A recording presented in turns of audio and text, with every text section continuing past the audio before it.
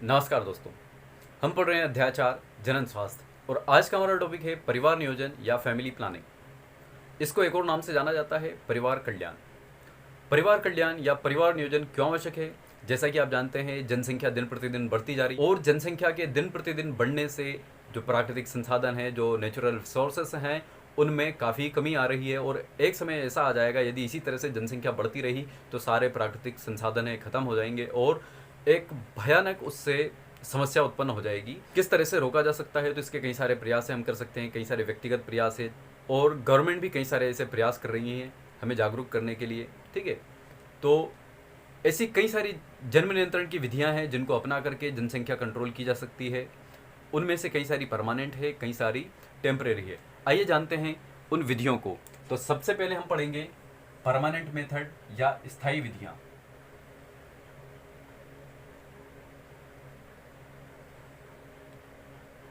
स्थायी विधि में हम सबसे पहले पढ़ेंगे शल्यक बंध्याकरण।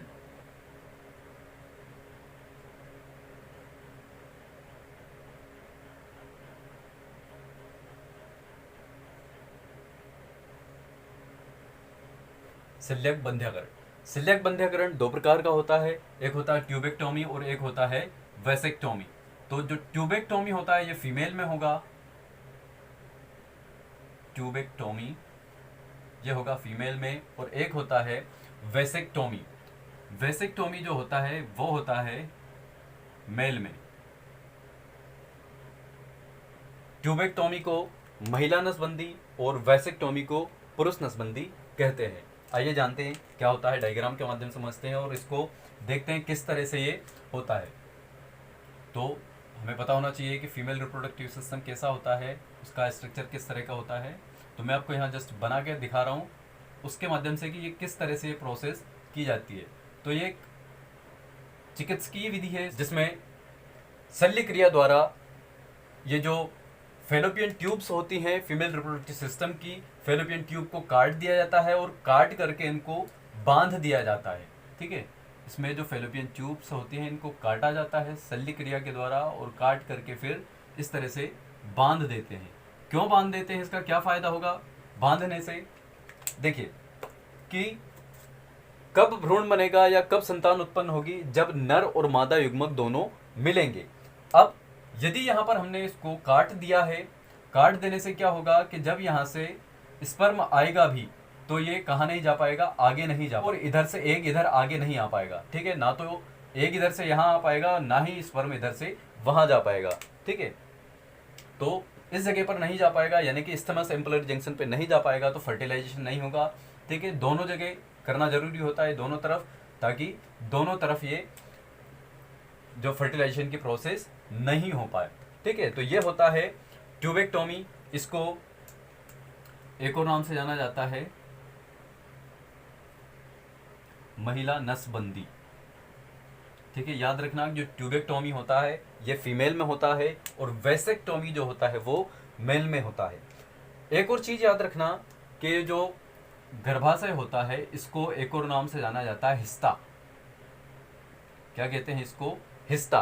और हिस्ता को बाहर निकालना, कई केसेस में क्या रहता है कि फीमेल्स में ये जो गर्भाशय होता है इसको बाहर निकाल देते हैं। हिस्ता को बाहर निकालने के लिए एक टर्म दिया गया है हिस्टेरेक्टोमी, जो कि एग्जाम में पूछा जा सकता है कि हिस्टेरेक्टोमी किससे संबंधित है, तो ये जो गर्भाशय होता है उसको बाहर निकालने से संबंधित है। तो ये हो गया ट्यूबेक्टोमी। और अब जानते हैं वैसेक्टोमी किस तरह से होगा, इसमें क्या किया जाता है। ये भी एक शल्य चिकित्सक विधि है। ठीक है, बंध्याकरण की विधि है मेल के अंदर। तो मेल का जो रिप्रोडक्टिव सिस्टम होता है टेस्टिस, उसमें वास डिफरेंस जो होती है उसको काट करके बांध दिया जाता है। ये टेस्टिस है मेल का। ठीक,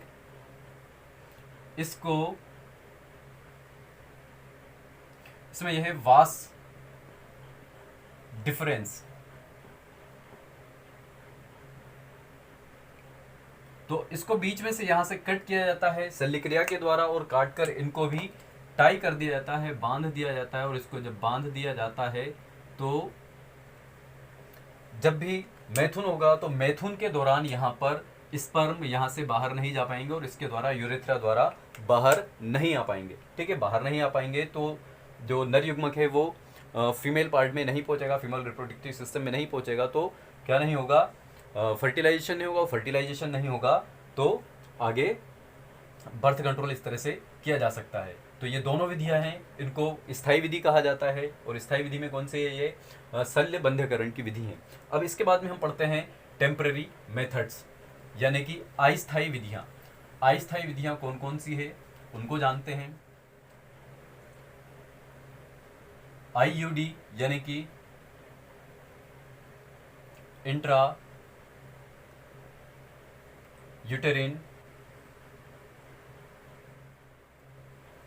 आइए जानते हैं कौन कौन सी वो डिवाइसेस हैं जिनका की उपयोग किया जाता है एज अ आईयूडी। तो इसमें कई सारी डिवाइसेस हैं। इसमें कॉपर टी करके एक डिवाइस होती है और एक होती है कॉपर 7 करके,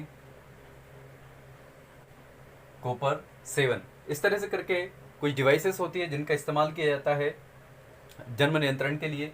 आइए देखते हैं इनको किस तरह से लगाया जाता है। तो डायग्राम के माध्यम से देखते हैं। और याद रखना जो आईयूडी डिवाइसेस हैं इनको सिर्फ फीमेल रिप्रोडक्टिव सिस्टम में यूज़ किया जाता है, इनको मेल में यूज़ नहीं किया जाता है। तो जानते हैं किस तरह से इनको लगाया जाता है। इनको लगाने की विधि बहुत सरल सी होती है। जैसे कि ये फीमेल रिप्रोडक्टिव सिस्टम है, इसमें एक टी के आकार की, किस आकार की, या तो टी के आकार की या फिर 7 के आकार की एक डिवाइस होती है। ठीक, इस तरह की, जिसको कि यहाँ पर इस तरह से गर्भाशय में स्थापित कर दिया जाता है और इस डिवाइस के ऊपर कॉपर लगा रहता है। कॉपर यानी तांबा। ठीक है, क्या लगा रहता है, कॉपर। इस पे इधर भी इस तरह से यहाँ पर तांबा लगा रहेगा और इसमें इस डिवाइस में इधर पे भी तांबा लगा रहता है। ये क्या करता है, कॉपर आयन रिलीज करते हैं। कॉपर आयन जब रिलीज होते हैं तो यहाँ से क्या होगा, जब भी स्पर्म आएगा वो स्पर्म इससे कॉपर आयन के कारण से नष्ट हो जाता है। ठीक है, तो इस तरह से करके कॉपर टी, कॉपर 7 करके डिवाइसेस जो होती है इनको इस्तेमाल किया जाता है। यह है अस्थायी विधि की पहली IUCD मेथड। और इसके अलावा जो नेक्स्ट है वो हम जानते हैं कौन सी मेथड है,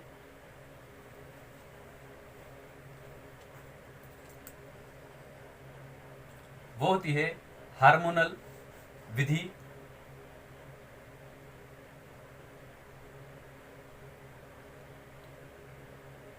या हार्मोनल मेथड।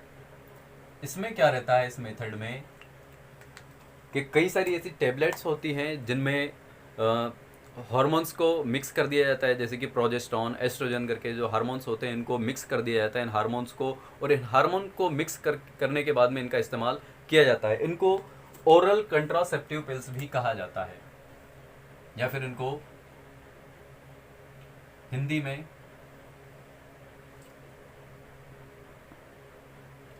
मुखीय निरोधक गोलियां या oral contraceptive pills, oral contraceptive pills, इनको एक और नाम से जाना जाता है कंबाइंड ओरल कॉन्ट्रासेप्टिव पिल्स। इनके नाम याद रखना है, इनके नाम पूछे जाते हैं एग्जाम में कि भैया ओरल कॉन्ट्रासेप्टिव पिल्स या मुखी निरोधक गोलियों के नाम बताइए। तो इसके नाम माला एन, माला डी और एक है सहेली। जो सहेली है भारत में ही निर्मित है, उत्तर प्रदेश में बनाई गई हुई है और एक बहुत बढ़िया टेबलेट है। ठीक है, तो ये सारी टेबलेट्स हैं जिनका इस्तेमाल ओरली किया जाता है, सिर्फ फीमेल के द्वारा किया जाएगा। ठीक है, ये जो ओरल कॉन्ट्रासेप्टिव पिल्स होती हैं सिर्फ फीमेल के द्वारा उपयोग की जाती है, मेल के द्वारा नहीं की जाती है। मेल में यहाँ पे सिर्फ एक ही चीज़ है जो कि की जाती है, सिर्फ वेसेक्टोमी। बाकी जो सारी विधियाँ हैं फीमेल के द्वारा की जाती है।